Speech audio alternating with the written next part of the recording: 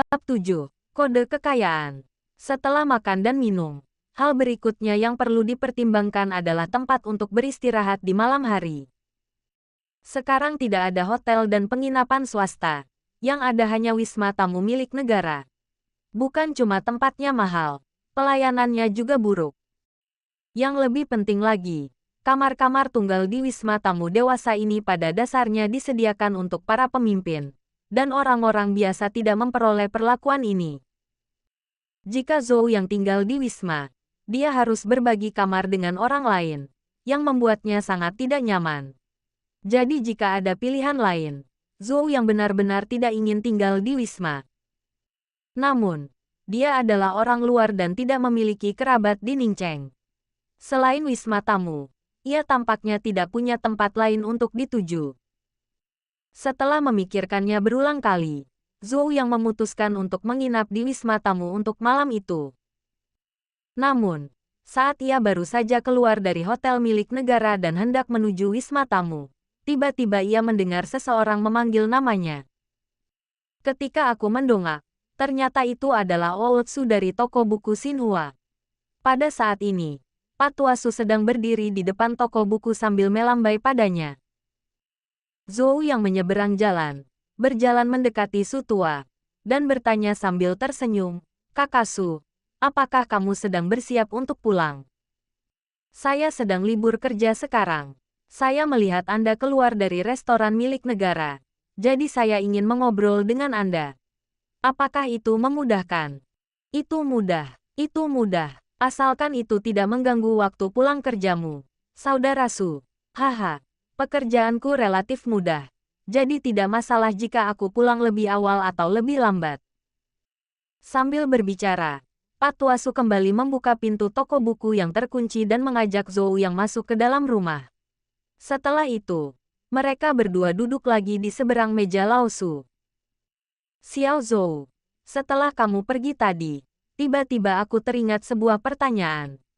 Apakah kamu datang ke kota Ning untuk perjalanan bisnis atau untuk mengunjungi saudara dan teman?" Su tua bertanya. "Tidak juga, sejujurnya. Aku datang ke kota Ning kali ini hanya untuk mencari uang guna menghidupi keluargaku." Su tua tidak terkejut dengan jawaban ini. Semua orang sekarang menjalani kehidupan yang sulit. Cukup baik jika memiliki cukup makanan untuk dimakan. Siapapun yang memiliki sedikit kemampuan ingin mendapatkan uang tambahan untuk meningkatkan kehidupan mereka. "Apakah itu berarti kamu tidak bisa tinggal lama di Ningcheng?" "Baiklah. Saya meminta cuti 3 hari dari tim, dan saya harus kembali ke tim lusa." Jejak penyesalan melintas di mata Su tua, tetapi dia segera berkata, "Saya telah mengirim naskah Anda ke ibu kota provinsi dalam semalam.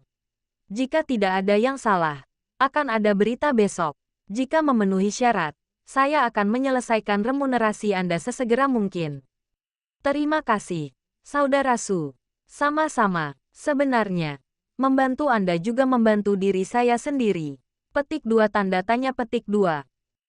Melihat ekspresi Zhou yang bingung, Ootsu segera menjelaskan, "Seperti yang Anda ketahui, sekarang semua lapisan masyarakat di negara ini mempelajari teknologi dan pengalaman barat yang canggih. Setiap hari, sejumlah besar dokumen perlu diterjemahkan. Jadi para petinggi telah mengatur tugas penerjemahan yang sesuai untuk toko buku di setiap provinsi dan kota, dan melakukan penilaian secara berkala. Seperti yang Anda ketahui, kota Ning kami hanyalah kota terpencil, dan tidak ada universitas lokal. Jadi hanya ada sedikit penerjemah. Setiap bulan, saya harus mengemis untuk mencari seseorang yang dapat menyelesaikan tugas yang diberikan oleh atasan.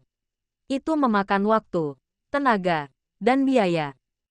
Jika kualitas terjemahan Anda sesuai standar, itu akan menjadi hal yang baik bagi saya." Setelah mendengarkan penjelasan Laosu, Zhou yang segera memahami kepentingan yang terlibat. "Anda dapat yakin dengan kualitas naskahnya. Dengan saya di sini, Anda tidak perlu khawatir lagi untuk menyelesaikan tugas, Saudara Su. Hebat, Anda tidak tahu betapa sulitnya mencari penerjemah yang berkualifikasi saat ini. Setiap kali saya diberi tugas, saya harus bekerja sangat keras. Sulit untuk menjelaskannya." Zhou yang tersenyum dan berkata, Jika ada tugas lain dari atas, Anda dapat menyerahkannya langsung kepada saya, Saudara Su. Dengan cara ini, Anda dapat menyelesaikan tugas Anda dan saya juga dapat menghasilkan uang. Ini adalah situasi yang saling menguntungkan. Baiklah, baiklah, Xiao Zhou. Kamu belum tidur untuk malam ini, kan? Belum, aku berencana untuk menginap di wisma tamu malam ini. Kenapa harus ke wisma? Datang saja ke rumahku. Ngomong-ngomong, suruh adik iparmu menyiapkan 2 hidangan untuk kita minum malam ini. Itu tidak akan berhasil. Itu akan sangat mengganggumu dan kakak iparmu. Kakak Su, jangan repot-repot. Namun, Zhou yang menyela Su tua sebelum dia bisa menyelesaikan perkataannya. Kakak Su, aku tahu maksudmu baik, tapi lupakan saja kali ini. Pertama-tama, aku tidak menyiapkan apapun hari ini. Tidak pantas untuk pergi berkunjung ke rumah dengan tangan kosong. Kedua, kamu tahu aku tidak punya banyak waktu.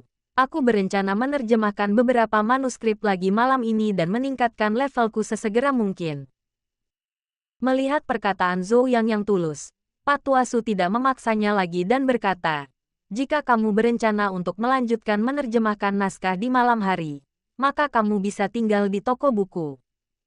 Tinggal di toko buku. Yah, ada sebuah ruangan kecil di toko. Aku biasanya menggunakannya untuk tidur siang. Ada tempat tidur dan selimut.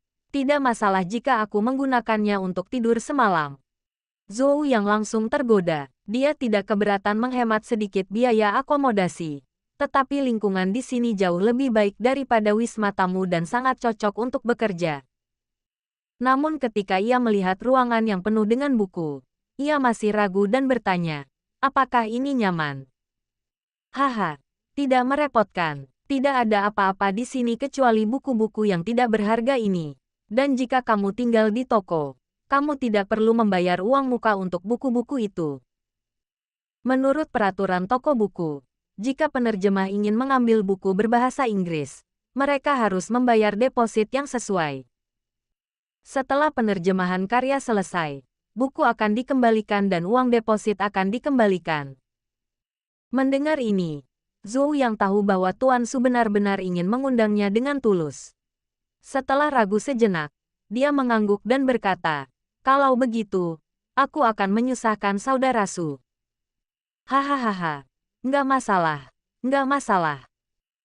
Setelah itu, Su tua menunjukkan lokasi ruangan kecil itu kepada Zhou Yang, dan atas permintaan Zhou Yang, dia mengeluarkan 2 jurnal bahasa Inggris untuknya sebelum mengunci pintu dan meninggalkan toko buku. Setelah Tuan Su pergi, Zhou yang kembali ke meja bundar kecil tempat ia duduk di sore hari. Kemudian, ia melanjutkan menerjemahkan dengan bantuan bola lampu kecil di toko. Di toko buku yang sepi, hanya ada sebuah lampu dan seseorang. Selain gesekan antara kertas dan pena, tidak ada bunyi lain. Saya tidak tahu berapa lama waktu telah berlalu, tetapi ketika Zhou yang selesai menerjemahkan 2 buku yang ditinggalkan oleh Su tua, langit di luar sudah sedikit cerah. Ternyata dia tidak sengaja bekerja sepanjang malam. Menatap langit yang memutih di luar, Zhou yang tidak bisa menahan senyum.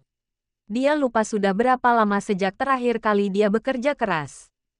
Meskipun merasa sedikit lelah, Zhou yang merasa sangat puas saat melihat tumpukan manuskrip tebal di depannya. Sejak kemarin sore hingga hari ini, ia telah menyelesaikan penerjemahan 3 jurnal, yang melibatkan total 21 cerita pendek dan 2 novel. Berdasarkan upah yang disepakati, setiap cerita pendek diberi upah 5 yuan, sehingga totalnya 105 yuan. Kedua novel tersebut panjangnya sekitar 9.000 kata. Yang berarti 27 yuan jika dihitung dengan 3 yuan per 1.000 kata. Dengan kata lain, jika semua naskahnya disetujui, Zhou yang akan menerima bayaran sebesar 132 yuan.